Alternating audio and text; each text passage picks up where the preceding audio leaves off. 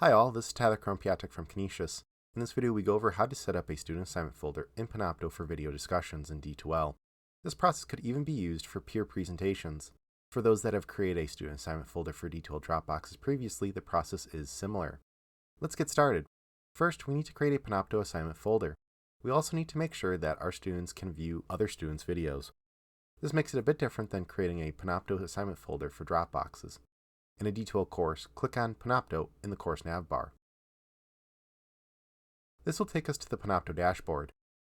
Click on the three vertical dots in the upper right corner. Select Settings in the menu that appears. In the Overview tab, click on Create Assignment Folder.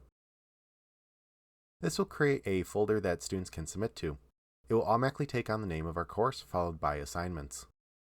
Now that we have created the assignments folder, we need to make sure our students can view their peers' videos. Click on the title of the assignments folder. This will take us to the assignments folder. Click on the three vertical dots in the upper right corner. Click on Settings in the menu that appears. Click on Settings in the left sidebar of the pop-up that appears. Check the box to allow viewers to see each other's sessions.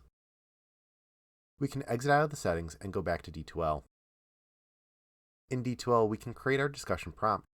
However, unlike a typical discussion prompt, we may want to add some additional information. For example, they must use the Panopto capture to create a video.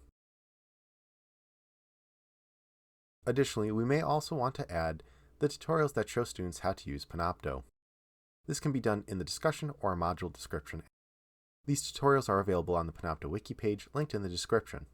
Additionally, an example of instructions for using Panopto in discussions will also be available. That's it for this video. If there are any questions or comments, please email us at helpdesk@canisius.edu. Thanks for watching and have a great day.